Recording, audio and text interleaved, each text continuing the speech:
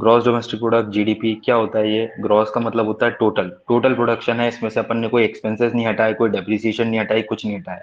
Domestic मतलब India की boundary के अंदर, इंडिया की ज्योग्राफिक बाउंड्री के अंदर जो भी प्रोड्यूस हो रहा है, ठीक है। और प्रोडक्ट, प्रोडक्ट मतलब आउटपुट और इनकम जो भी प्रोड्यूस हो रही है हमारे देश के अंदर, उसको हम बोलेंगे ग्रॉस डोमेस्टिक प्रोडक्ट। अब बहुत सारी मतलब बाहर की कंपनियां हैं जो इंडिया में आके काम कर रही हैं, अपने प्रोडक्ट्स बेच रही है, पैसा लेके बाहर जा रही हैं, उसको भी हम ऐड करेंगे। जो इंडियन नेशनल बाहर जाके पैसा कमा रहे हैं, उसको हम ऐड नहीं करेंगे भाई। जो भले वो इंडिया पैसा भेज रहे हैं, हम उसको ऐड नहीं करेंगे, क्योंकि हमारे देश के अंदर नहीं हो रहा वो प्रोड्यूस।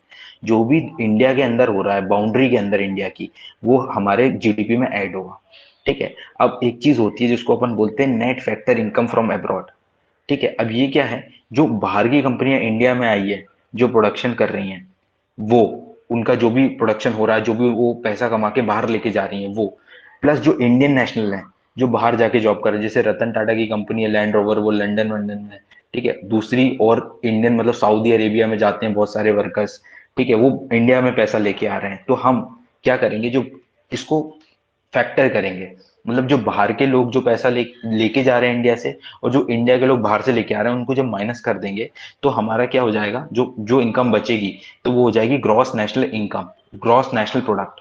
तो ये इंडिया के अंदर मतलब इंडिया के जो नेशनल्स हैं उसका है, मतलब प्रोडक्शन, ये टोटल आउटपुट जो जनरेट हुआ है वो इंडियन नेशनल्स ने जनरेट करा है, ठीक है। तो ये फैक्टर हो चुकी है इनकम, ठीक है। जो बाहर के नेशनल है वो सब अपन ने हटा दी, अमेजोन जो इंडिया में आके पैसा लेके जा रही है, सब हटा दिया। इंडियन कंपनी जो बाहर से कमा रही है उसको ऐड कर दिया है, ठीक है। तो ये ग्रॉस नेशनल प्रोडक्ट कहलाएगा, ठीक है। अब इसमें से जब अपन डेप्रिसिएशन, जो कंजम्पशन मतलब अपन ने कोई प्रोड्यूस बनाया है, अब उसकी वैल्यू भी घट रही है हर साल।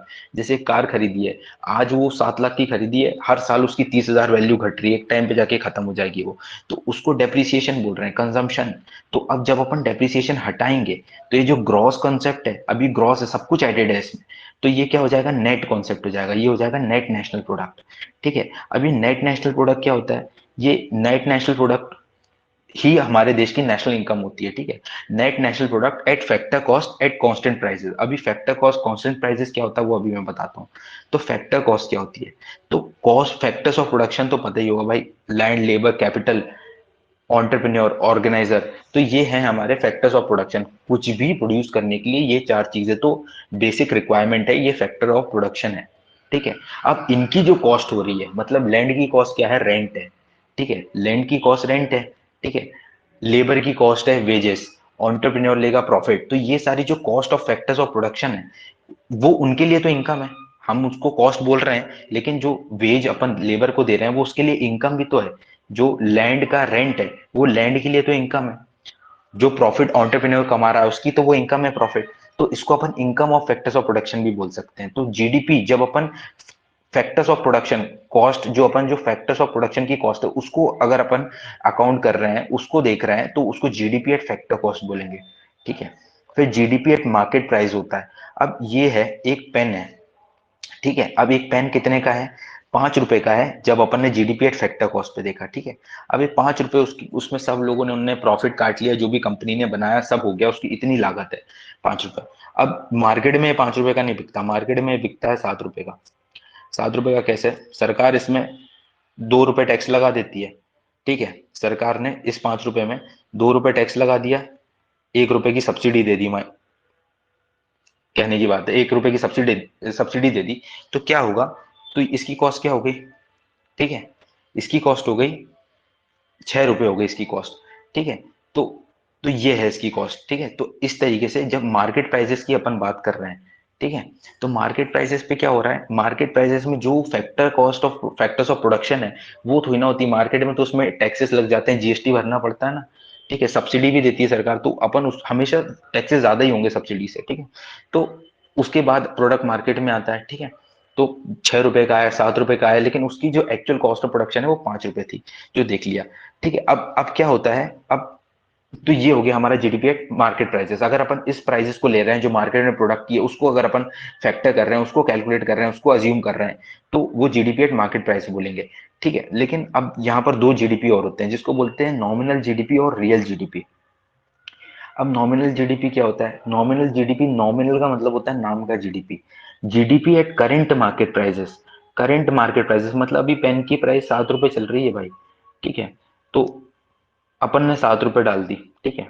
लेकिन ऐसा होता है, मान के चलो सब लोगों को पेन चाहिए, ठीक है, सब लोग पेन खरीदने चले गए, ठीक है, सारे, तो पेन की सप्लाई है कम और उसकी डिमांड ज्यादा हो गई है, तो वो पेन 10 रुपए में बिकने लग जाएगा, तो हम 10 रुपए ले लेंगे, फिर हम 10 रुपए लेंगे क्योंकि करंट मार्केट प्राइस तो वही है।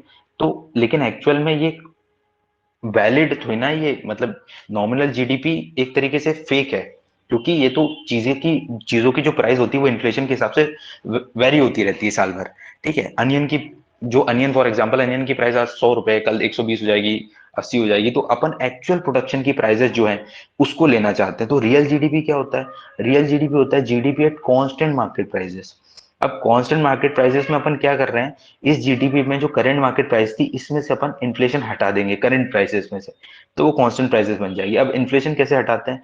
इन्फ्लेशन हटाते हैं, एक जो ऑर्गेनाइजेशन है जो जीडीपी कैलकुलेट करती है उसका नाम है central statistical office, central statistical office, CSO, ठीक है, पहले एनएसएसओ नाम था इसका। तो ये जो है, अब इन ये लोग बेस ईयर डिसाइड करते हैं, जैसे अभी 2017, ठीक है, 2017 और 18 बेस ईयर है। मतलब बेस ईयर क्या होता है, हम कंपेयर करते हैं, मतलब बेस ईयर से जो प्राइसेस होती हैं उसको फैक्टर करते हैं, जीएनपी डिफ्लेटर को यूज करते हैं, हम फैक्टर करते हैं कॉस्ट, इन्फ्लेशन को हटाते हैं account. So this real GDP is accounted for inflation, तो इन्फ्लेशन को हटा देंगे जब अपन, तो मतलब बेस ईयर चेंज होती रहती है थोड़े थोड़े टाइम में, ठीक है, तो तब आता है हमारा रियल जीडीपी। तो GDP by definition has to be real, ठीक है। और according to NCERT, national income क्या होती है? नेशनल इनकम इनकम होती है net national product at factor cost at constant prices, ठीक है, तो ये होती है नेशनल इनकम, ठीक है। तो ये है हमारा पूरा national income, gross domestic product, GDP, GNP, NDP. NDP भी एक और बार ही देख लेते हैं। सो एनडीपी क्या है?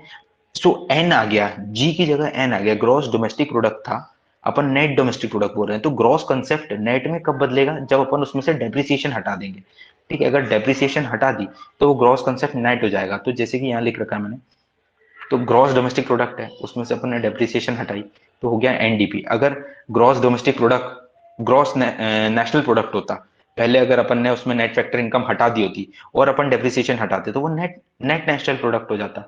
तो ग्रॉस को नेट में कन्वर्ट क्या करता है? डेप्रिसिएशन अगर हटाएंगे तो वो नेट नेशनल प्रोडक्ट हो जाएगा, नेट डोमेस्टिक प्रोडक्ट हो जाएगा, ठीक है। और डेप्रिसिएशन नहीं हटाएंगे तो वो ग्रॉस डोमेस्टिक प्रोडक्ट है, ग्रॉस नेशनल प्रोडक्ट है।